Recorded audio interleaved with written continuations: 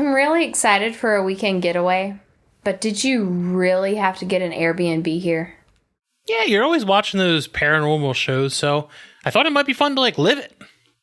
Okay, there's a huge difference between that and staying at the actual Elm Street. Yeah, Freddy show's like an urban legend, though, so just relax. I am going to try to sneak in a quick nap before dinner, so just make sure I'm up in time.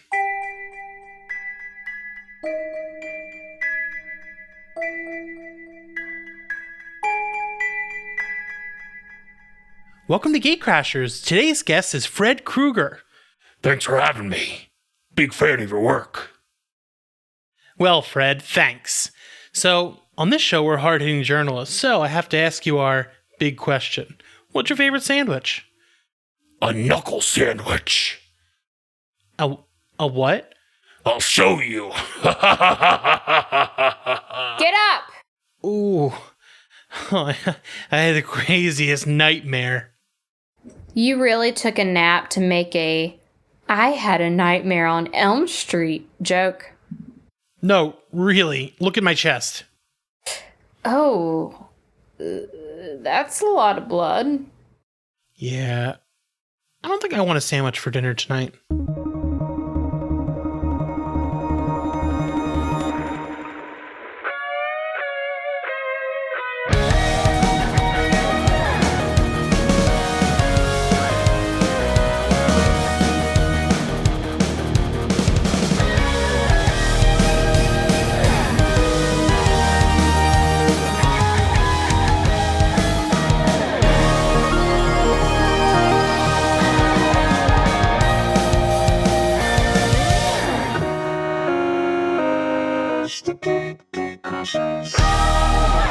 Welcome to Gatecrashers, a podcast dedicated to kicking open the door to your next favorite thing. Our mission, our creed, our code is this: to make all nerdy things more approachable and accessible to everyone. We want you to find a universe that you'll fall in love with. I'm Scarlett, and I use she, her pronouns. And I'm Dan. I use he, him pronouns. On today's episode, we're going to take a snooze to battle the dream crasher himself, Fred Krueger, with The Nightmare on Elm Street. So a quick back-of-the-box blurb. A group of teens begin having the same dream about a burnt man who starts to come after them in their sleep. It's not until each of them goes to sleep forever that they realize that this isn't a dream. When the burned creep in the striped sweater get you in your nightmares, he gets you into the real world too. Can Nancy figure out how to stop the Dream Master before it's too late? It was really hard for me to read Burnt Man because all I could think of was Nightmare on Elm Street. He's burned up like a weenie, and his name is Fred. It's a Will Smith song about Nightmare on Elm Street. And DJ Jazzy Jeff. Sorry, and DJ Jazzy Jeff. I have that later in my notes because... it's one of your favorites. Yeah, well, we'll talk about that. I have a ranking. Yeah, Nightmare on Elm Street is my favorite horror franchise. I've always loved Freddy Krueger. Like, literally sitting in front of my desk, I've got all of the saints of horror, and Freddy's at the center, and Michael Myers is in the bottom corner because he's the worst. But yes, Carla, what is your experience with Nightmare on Elm Street? My experience is that I remember watching Nightmare on Elm Street when I was really young. Our parents were very relaxed with some of the stuff that we watched, which could be a good or a bad thing. But I remember watching Nightmare, and I remembered I had seen, Halloween before, and I didn't really like Michael Myers. I didn't really like Jason until, now that we're watching those movies, but I didn't really like the whole silent murderer guy. I fell in love with Nightmare, and I know Dan doesn't like it, but Child's Play, but because the antagonists, they were campy and they were funny and they had those one-liners, and I think that's what I think of with Freddy. Not only is he terrifying, but he's he's got some sass, and I like that. I really don't like that you said Jason doesn't really have any emotions, because he's very emotive. When he's chasing people and he cocks his head a little bit, he's thinking about something. Nightmare on Elm Street has been one of my favorites since I think it was in elementary school. My friend Joey Lees and our friend Jake Henderson came over to my house and we watched as many as we could through the night.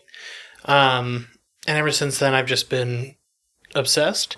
My first horror movie, though, was actually Scream, which is also another Wes Craven film. I watched it from the hallway as my parents watched it when I was very, very young.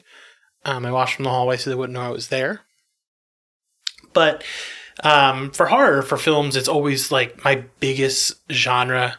I think I always gravitate to is slashers because I love those monsters as like iconic, unstoppable forces. So we do want to give a little bit of background on the history of the slasher. So I'll let Scarlett kick that off. All right. So I do have to shamelessly plug Eli Roth's History of Horror, which is a fantastic series if you've not watched it. But I got a lot of like my information from that because it's like this mini series that goes through all of these different subgenres of the horror genre itself. And it's like really great if you're looking to get, like if you're trying to understand why these things are so popular.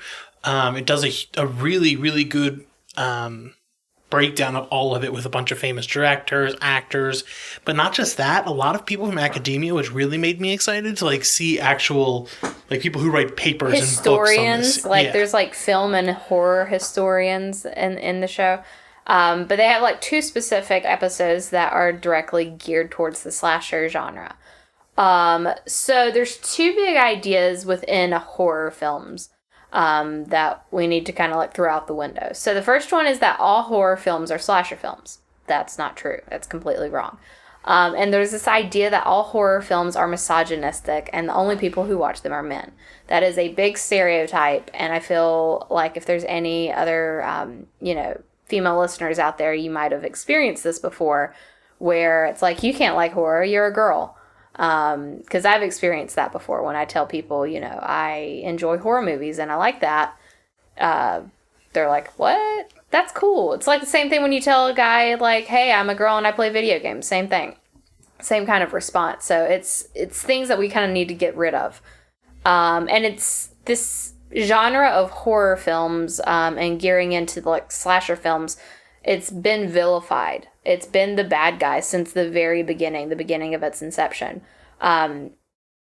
So this idea of like horror and thriller, we kind of go way, way back to like Hitchcock, and he kind of made horror and thriller mainstream, I guess, because people are like, he's a well-renowned, director, and it was great. But then we have kind of moving forward, we start to see that rise of the slasher film in 1974.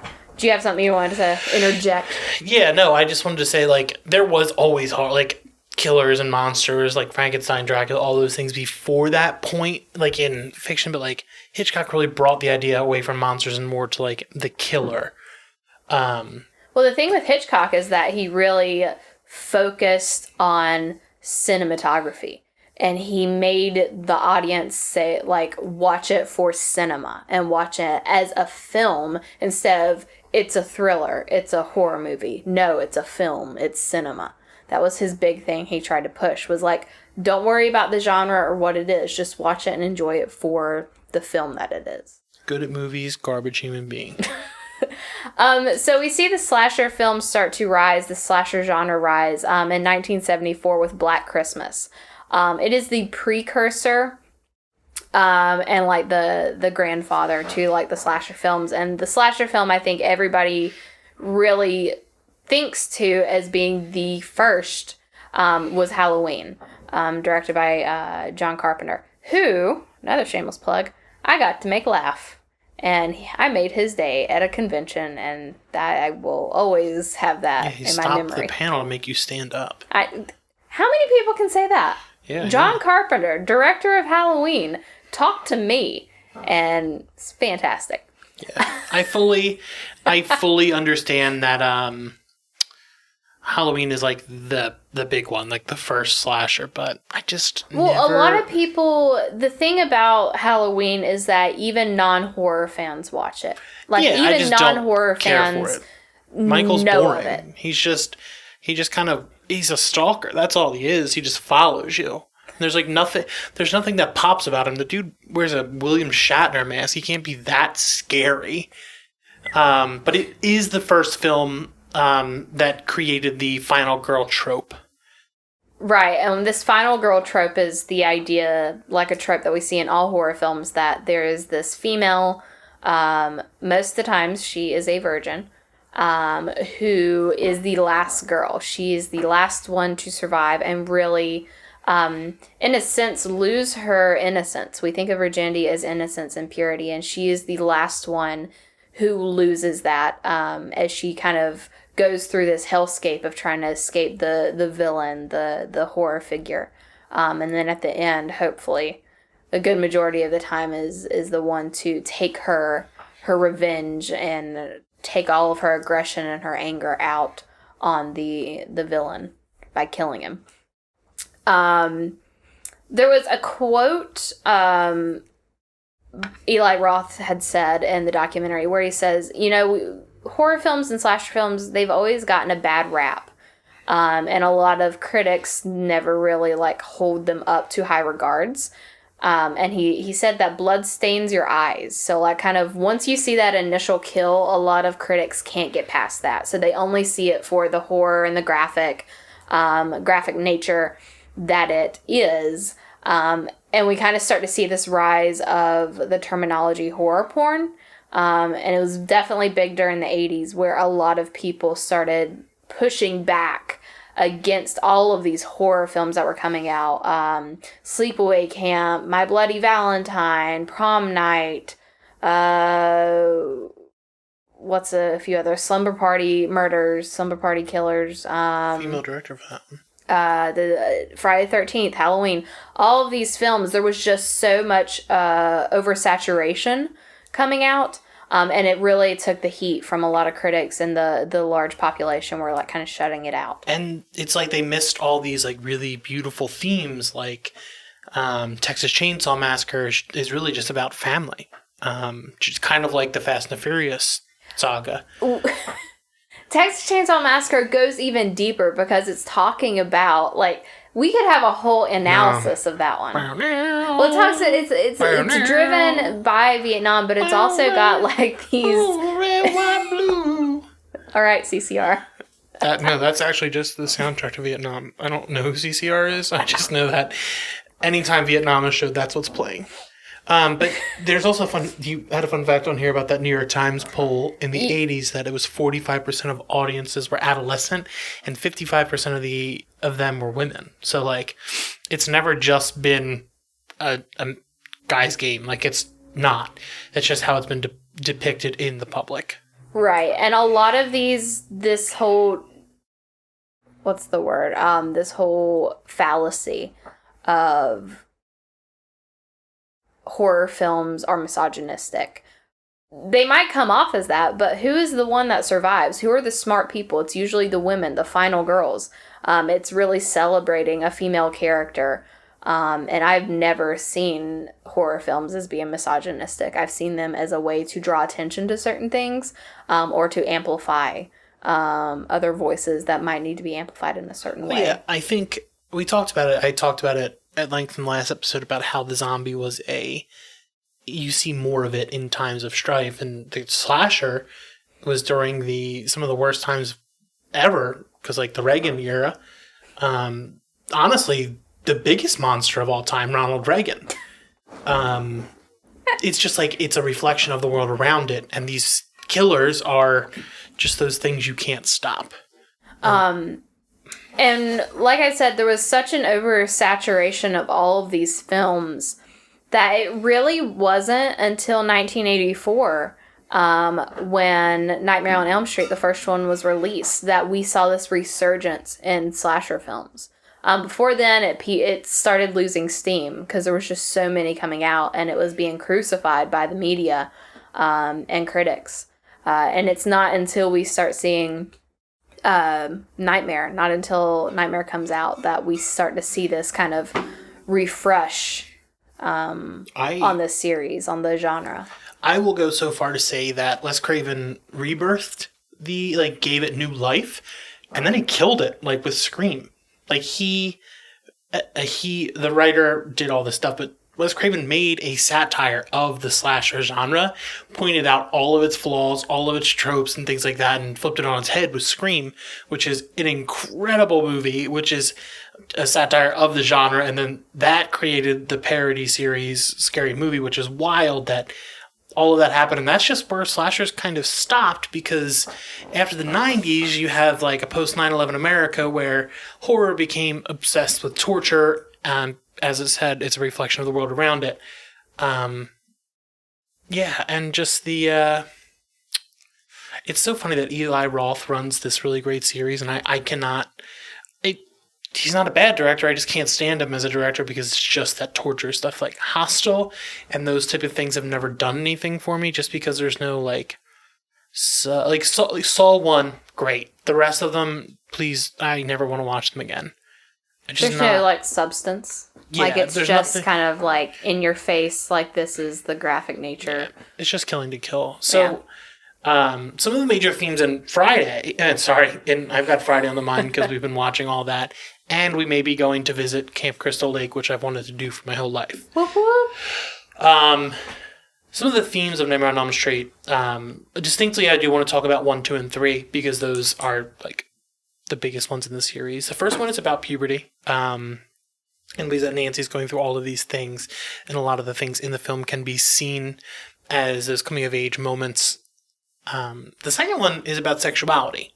The second Nightmare on Elm Street deals a lot with the undertones of homosexuality, and this the lead was a man instead of a Scream Queen. So there's a great documentary called Scream Queens about Nightmare on Elm Street 2 that talks about the lead actor who was gay and dealing with all of that during a time that his people, and still today, that people are hated and ridiculed. So it's him dealing with that, and that there's this monster inside of him that he's trying to grapple with to come out in the world around him. And the third one, the absolute greatest horror film of all time, Nightmare on Elm Street 3, Dream Warriors, is about self-discovery, figuring out who you are, and being yourself, which... I will go to the mat time and time again that Nightmare on Elm Street 3 is the best horror film of all time. They essentially become the X-Men and fight Freddy in the dreams because all of them have their own powers. In my dreams, I am beautiful and bad. So, that's his favorite scene. That whole movie is just so good. Who may like this story? Who may like this series? Honestly, if you're into horror at all, I think... if you haven't seen it by now, it is really worth checking out. I think it's one you have to see. I think if you really want to get into horror films, I think you have to see like those top like 4 or 5. You need to see Friday the 13th. You need to see Halloween. You need to see Nightmare on Elm Street. You need to see Scream, Texas Chainsaw. Like there's like even Child's Play. Like when you think of like... No, I'm saying, when you think of these horror icons... Yeah, Chucky's still up there. He's a little dog. You just punt him through the roof. Yeah, but he's still, like, has made a cultural impact. Different. Yeah, no, absolutely. Like, these quote-unquote... like, it... Holy... Wow, I'm having a revelation right now. So, you know Stretch Armstrong, like, that idea, that toy, like, you could pull it? When I was a kid, they had a series of slasher ones. I remember these! And, like... you would squeeze them and they would, like, the goo would go around. I had Ghostface. And, like, there was a... I think my brother Who sold those to kids? I think my brother had a Freddy, or not Chucky? a Freddy. No, I think Jason? he had a Jason one. Wow. Who was selling those to kids? But yeah, honestly, it's super campy, too, so there's a lot of laughs. It is a great film to watch on Halloween, as you will be listening to this episode on Halloween. Surprise.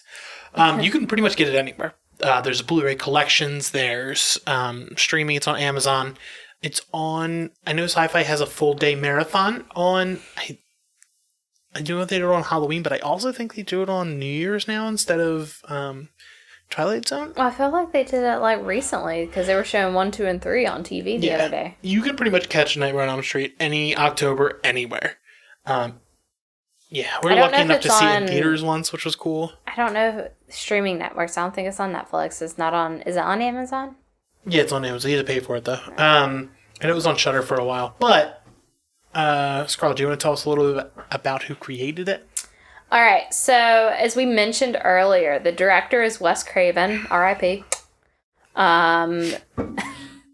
What? You got to give props where props are due. So Wes Craven was the director. It was produced by Robert Shea, and the production company itself was New Line Cinema. And New Line Cinema hadn't really had a good hit. They had been around since, I think, 74, 75. They didn't have a successful franchise. Right. They didn't have really anything that had kind of kept them afloat, I guess. They were a little struggling. But when Wes Craven did Nightmare, it came out in 84. And it kind of revitalized New Line Cinema. And they quoted it as saying it was the house that Freddy built. Yeah, anytime I see the New Line Cinema logo, I think of Freddy. Yeah. Freddy was played by Robert Englund. And then Nancy was played by Heather Langenkamp. Robert Englund, we almost so he was actually in town. They have a Monster Mania around here. And it was my birthday. I was like, oh, I really want to meet him because he's one of my icons. It was like 100 degrees that day, and the line was throughout the hotel, wrapped around 3 times, down through the signing hall, and then outside around the pool 3 times. I was like, you know what? I don't really want to meet anyone that much. So, I did get to meet him. Maybe in the future, I hope. Do you imagine if you could get Robert Englund on the show? Yeah, I'd probably. It would be really hard for me to talk to him as I'm crying the whole time. So, can you tell me what's your favorite sandwich? And this is the part where we're going to break. So, go watch the movie. Go watch the movie and then come back and listen to us talk about it.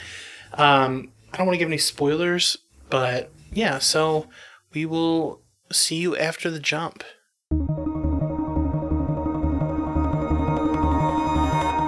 So let's talk about Nightmare on Elm Street. It's a blend of it. So with all the other slashers before this time, it was kind of they just come back. There's no real rhyme or reason behind it, but Freddy blended that supernatural elements into the slasher. He was something else. He was coming back from the dead through these kids' nightmares.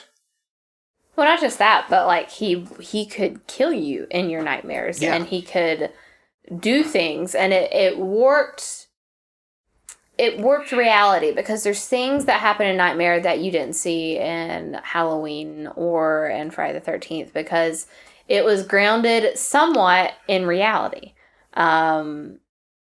These people, even though, Jason comes back and stuff, but he was still a human in 1, 2, and 3, or, well, not in 1, but... No, Jason is Jason. He gets whacked in 3 and comes back in 4. That's where, he's not a person anymore. It's not explained, is it? I mean, or have we not gotten there yet? I don't know. We're literally just watching it so I can watch Jason X again. But it blended supernatural elements into a slasher film, which I believe it was one of the first to do this. But I think the biggest thing is the thing that he changed, that he talked. That you see this scary ghoul coming at you, but he's not just quiet and chasing you. He's taunting you. He's making fun of you. He's laughing. He's having a good time. He's not your mom's slasher. He's just he's nonstop. And he fully, Scarlett sent me a TikTok where somebody was Freddy Krueger in the original is fully aware that he's a piece of shit. But in the remake, he's just... In the remake, they've got this... So... we're not going to talk about the remake. I don't want to talk about it. We're skipping it. I refuse to talk about that in this episode. You don't even want to compare? No, I don't want to... We're going to change subjects now before I get heated. But he follows you on Twitter. I don't care. It was one of the... I've never felt so angry in a movie other than... What was that one movie? Slender Man? I am big in movies. Once I sit down, I do not want to move. I will not drink or eat before 2 hours before certain movies, so I don't get up, so I don't have to go to the bathroom. But... It's a religious experience for him. In the first 10 minutes of Slender Man, I literally had to get up and go get a drink because I was I'm going to fall asleep otherwise. And I got back, drank my drink, and I fell asleep. But no, Freddy, like, the thing about him, he's so taunting. Like, he literally slices his chest open and just, like, a bunch of Nickelodeon slime and maggots come out. He's doing this to just, like, mess with people. And I think that's why I liked him. I think that is really why he's having fun with these kids. I think that's why I liked him more than I do like Jason or Michael Myers, because again, to me they don't have emotion. They're not doing anything. They're just like these people. They're like, hey, I'm gonna kill you. Yeah, you're doing bad things. Okay, and you really don't know anything. Freddy will tell you why you're doing that. He knows he's a piece of shit. I don't really like this slander you have about Jason Voorhees. Like in what was it, 3, when he shoots her with the harpoon, he struts up with a harpoon gun, fires it into her face, and then just legit just tosses it to the side and just struts away. Like, he's like, look what I did, like, no big deal. I'm trying so hard not to curse. I'm trying to keep this more general audience show. When I get this talk about this stuff, I just want to say bad words, because that's what they're about. Nudity, sex, drugs, and rock and roll is really what this slasher genre. How about we move on? Yeah. One thing I did note that I thought was pretty cool was the design for Freddy. So he's purposefully made to, 1, look appalling and disgusting. But 2, I didn't know this until recently, there was, specific details going into his sweater. We all laugh and it's like, oh God, that is an awful looking sweater. It's meant to be. Apparently the colors green and red are the 2 most difficult colors for your retina to see next to each other. They're the most difficult to see and the most difficult to process for the retina when they're side by side like that. So that, just knowing that fact, they intentionally did that, that was kind of pretty cool. That's pretty cool to know that. And a lot of people think that for all of the Nightmare movies, that every one of the films have a really strong and well-written survival, quote-unquote, final girl.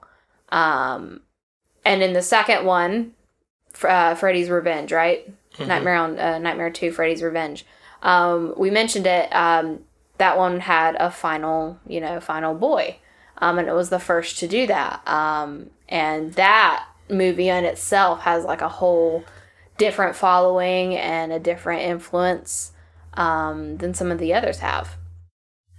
And I think it got panned so hard because it was made in the 80s when there was the whole the AIDS epidemic and people were afraid of gay people and things like that. But to so many people, this was a movie that was explaining what they were going through. So it's absolutely found a cult following. And the fact that it gives people their power.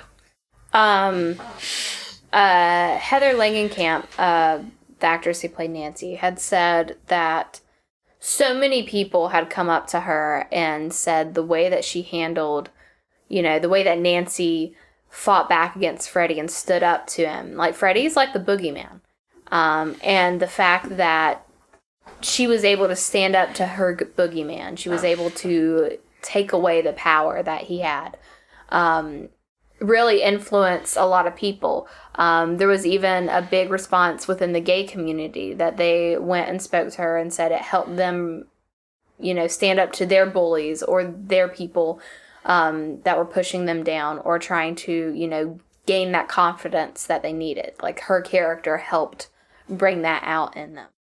I also thought it was interesting in the Masters of Horror thing. Jordan Peele was on and he was talking about how there's such a big response from the black community about Nightmare on Elm Street because they could relate to Freddy more than the victims. Something about these characters that are cold-blooded and just don't give a blank that scratches a societally frustrated itch.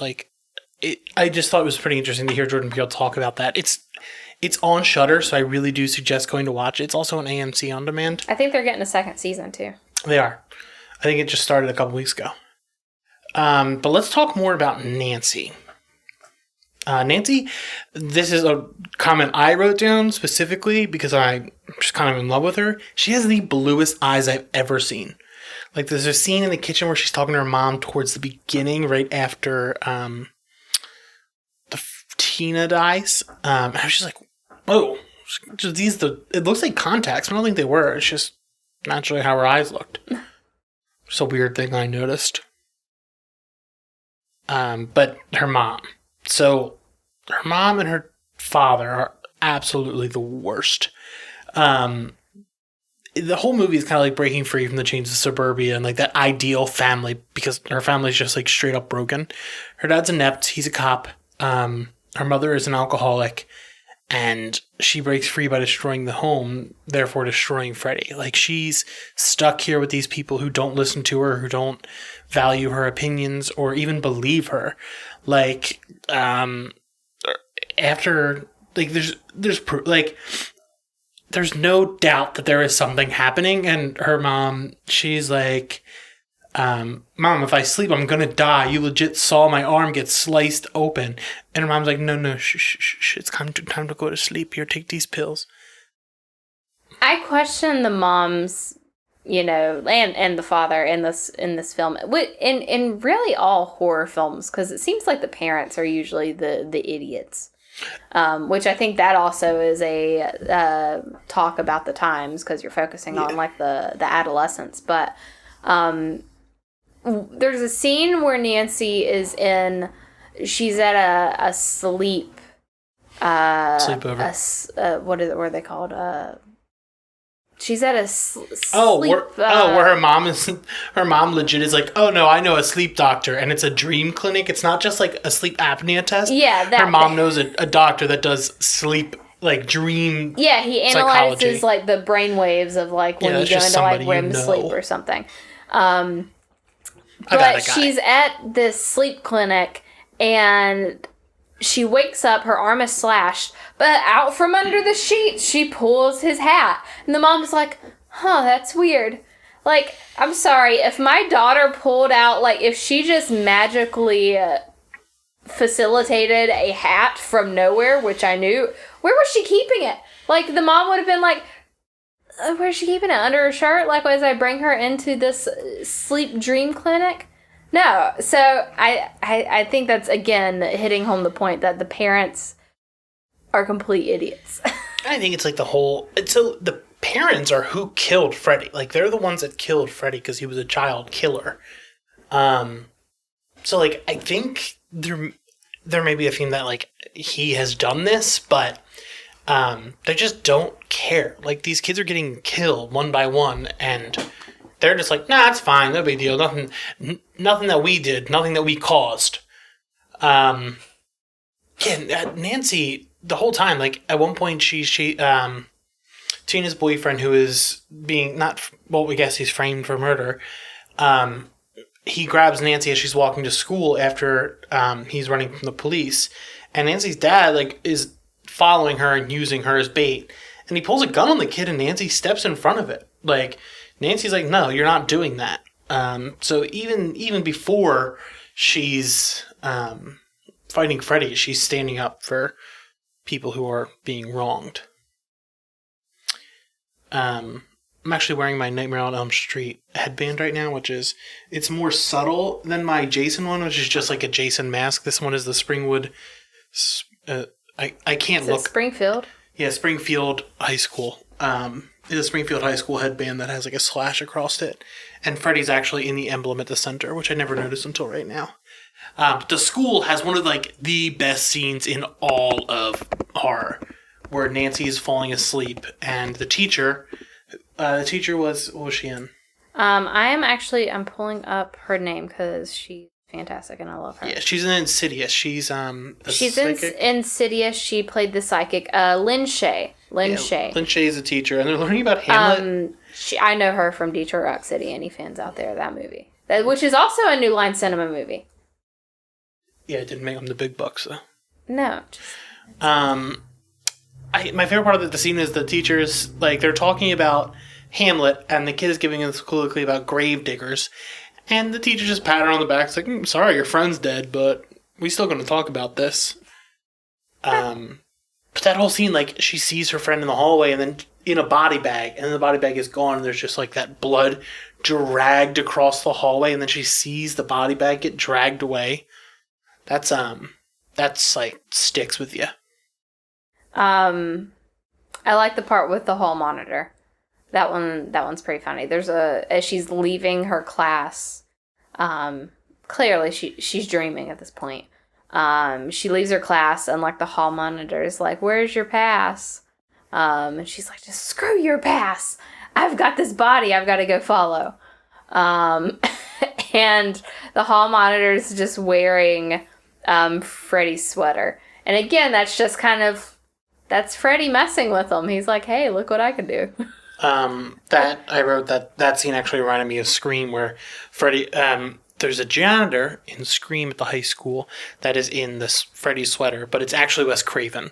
So that made me laugh. I think it's reverse. I think the scene in Scream is supposed to make you remember the scene in Nightmare. Did I say reverse of that? No, you were saying that the scene in Nightmare reminded you of the scene in Scream. Because I'm thinking of that, but it's also a callback to that.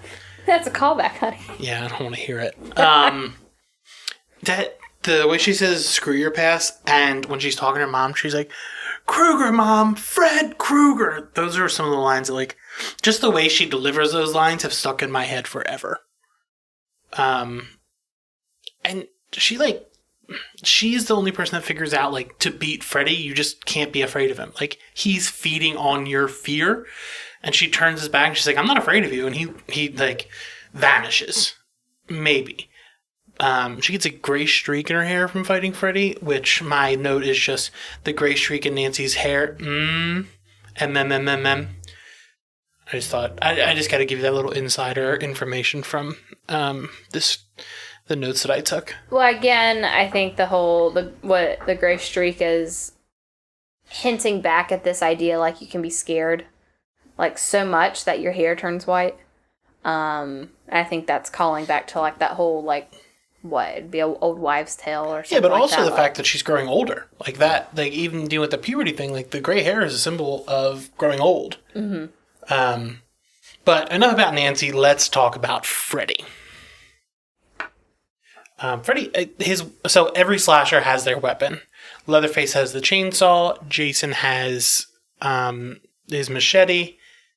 Michael Myers has, I don't know, I guess a butcher knife or something. Who cares? He's got just a knife. Oh, yeah. Ooh, so scary, Michael. He kind of uses whatever he can find lying around in the kitchen. Good job, Michael. You brought a knife to the big machete fight. Good job. Idiot. Candyman's got his hook. Loser. Nerd. Yeah, Freddy's got claws. He's got finger knives. So in the beginning, I don't know. It's just like he takes like straight razors and welds them together onto this pair of gloves. And it looked like the gloves that he has also, like, they're torn. They're like they're gross. Torn and disgusting and gross. It's like Fred Krueger was like, "You know what? I'm doing this. I don't need to go out to the appliance store or the hardware store and get a nice set of sturdy new gloves. No, I'll just use these that have been laying around collecting oil and dust in this boiler room." Yeah, just Freddy Krueger. The boiler room is also super cool to see that all the time, because that is a reoccurring location you'll see in all the films pretty much. Yeah, Freddy, the first time you see him, he's walking down the alleyway behind the house, and he's super scary because he's in the shadows, but he's just got these long, noodly arms for some reason that, like, scrape against the buildings, and it's just like, maybe at the time it was scary, but now it's just like, "Fred, what you look like a pool noodle over there. What are you doing?" But then he follows it up by putting the claw next to his face and just going, "No, this is God."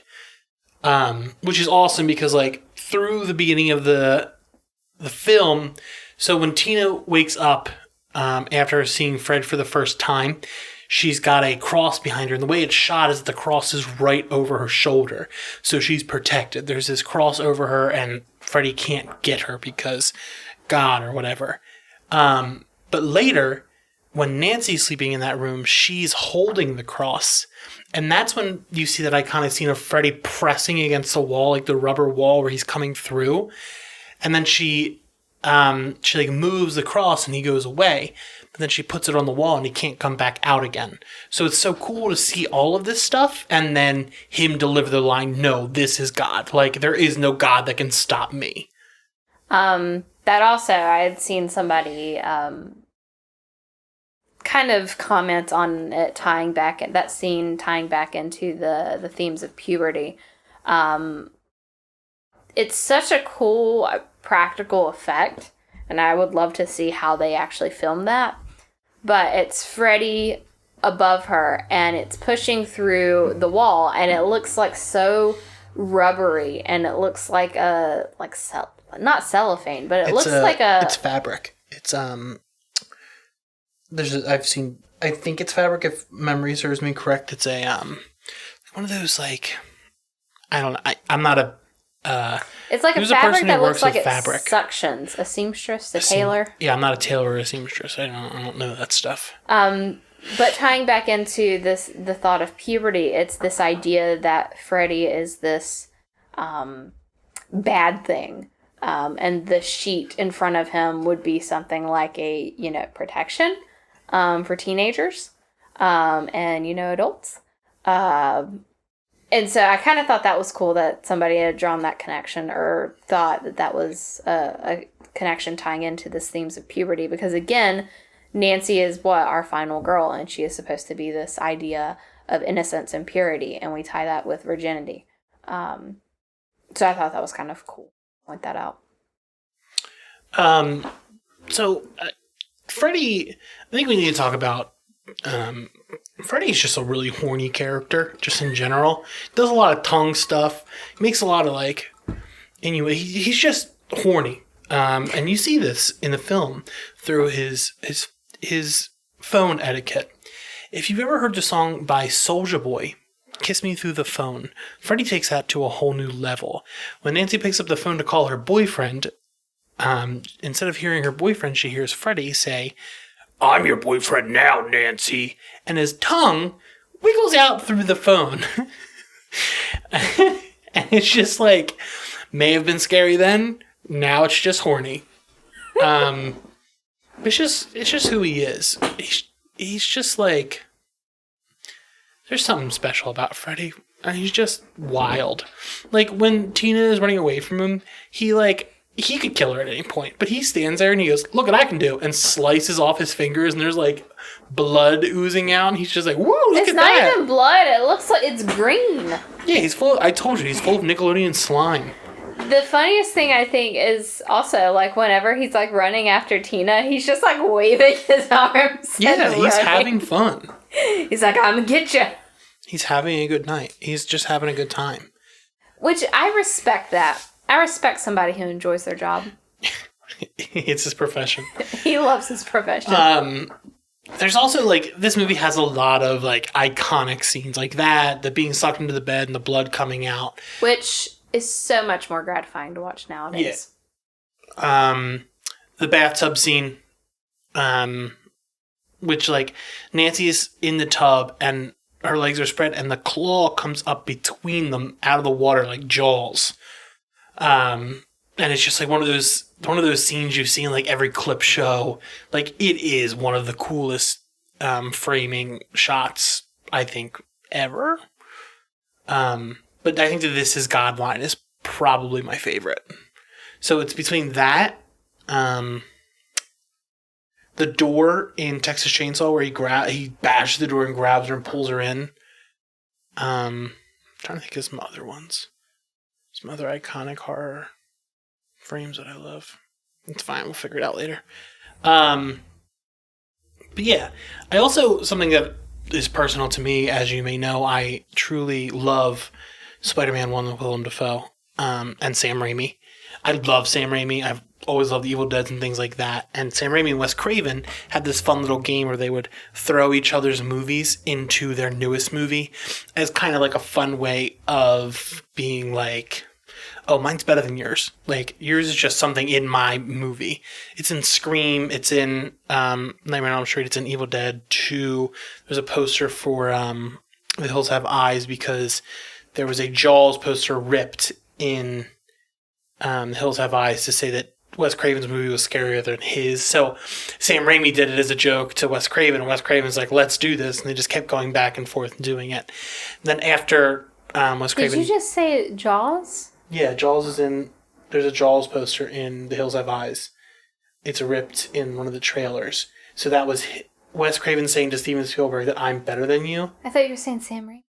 No, listen. So he's saying it to Steven Spielberg, and Sam Raimi saw. That's how Sam Raimi interpreted it. Okay. So he did it to dunk on Wes Craven. Okay. I thought you for a second, to clarify probably No. to listeners too. Jaws, I was confused because I was like, did you just say that Sam Raimi directed Jaws? Jaws was not directed by Sam Raimi.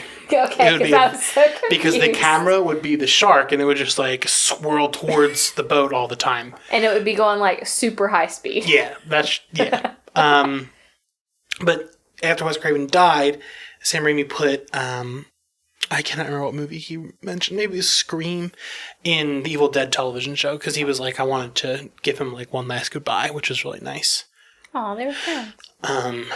But I did want to talk about the sound design of this movie, just because it is so good. Like, not even just like the score, the dun, dun, like the 1, 2, Freddy's coming for you, the 1, 2, Freddy's like that is, kids are terrifying.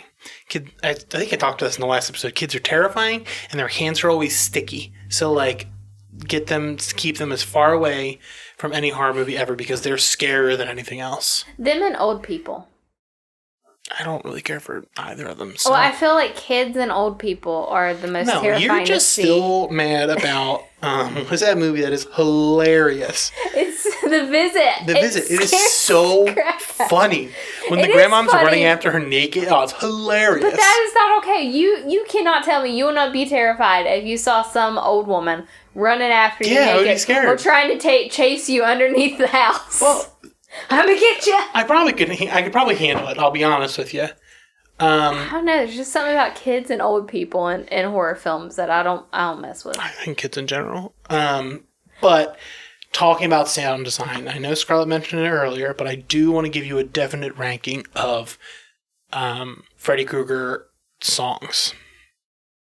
So there's only 3 in this category. Number 1, the greatest track about Freddy Krueger of all time, because Freddy also raps in it. It is Ready for Freddy by the Fat Boys. Second up is Dream Warriors by Dokken. All of Dokken's music sounds the same. Scarlett's going to be really mad that I said that. I'm very upset that you misspelled it wrong. You spelled it D-A. It's D-O. Oh, yeah. Okay. I spelled Dokken wrong. Yeah, but you could have spell checked. I don't need to. Who cares?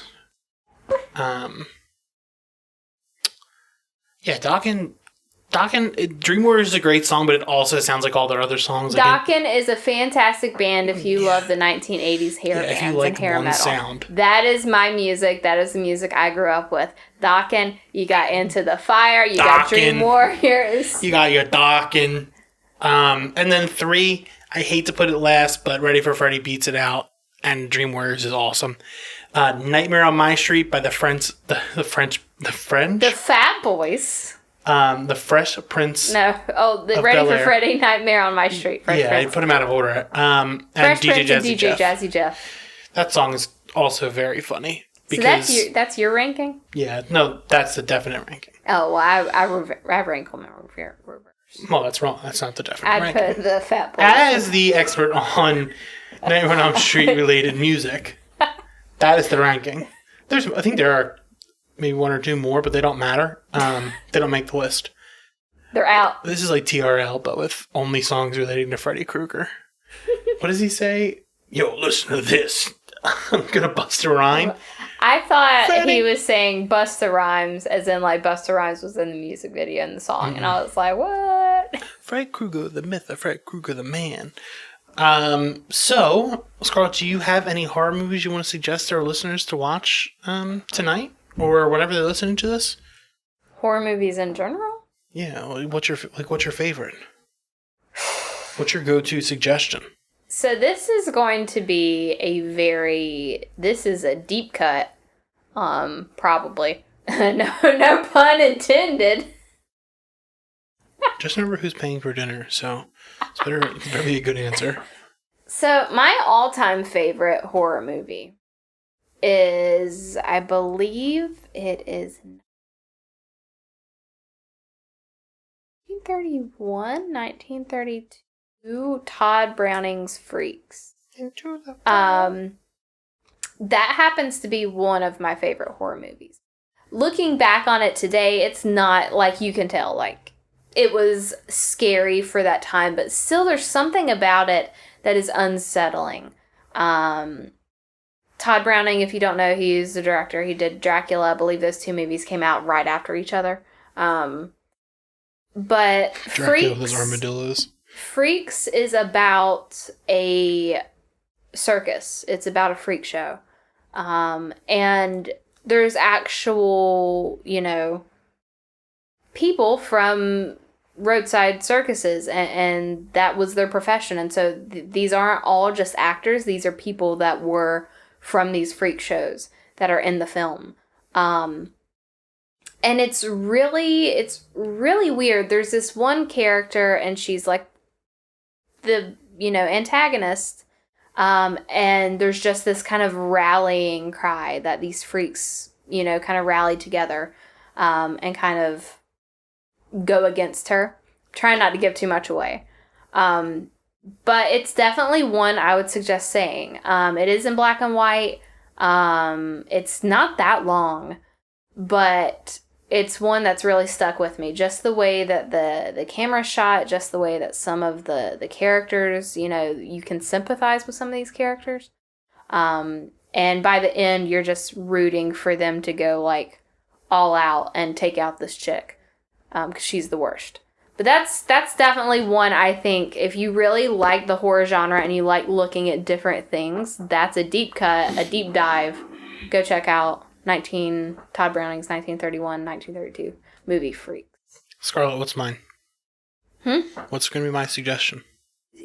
Would it not be Nightmare? Because I feel like we're literally already talking about Nightmares. I know, but I figured that was... I'm going to give another one. What's it going to be? Dream Warriors? No. It's not Nightmare. What other horror movie would I suggest? All right. Well, this is over. Train to Busan. You gotta give me more details than that. Like, best zombie movie ever. Scarlett always gets on my case because I probably watch it once a month. I'm just sitting on the couch. I'm honestly probably gonna watch it after I'm done recording this. I haven't watched it this October. It is incredible. It's a Korean zombie film, and it's just like, the sequel's on demand right now. Maybe that's what I'll do. But hey, thanks for listening to Gatecrashers. I hope you have a happy Halloween, or whenever you're listening to this. We'll catch you next week. You can find us on Twitter at GateCrashersPod. On Twitter at GateCrashersPod. And also follow us on Instagram. We need some more people on Instagram. Trying to boost that up, and also might eventually start doing some other stuff. So stay tuned to stay up to date with that. Follow us on Twitter and IG. IG is also at GateCrashersPod. So we kind of hope to see you out. This is my first time talking to you guys, and I enjoyed it. So if you want to hear more from me and other people, be sure to follow. Hey, don't fall asleep. It's the Gatecrashers.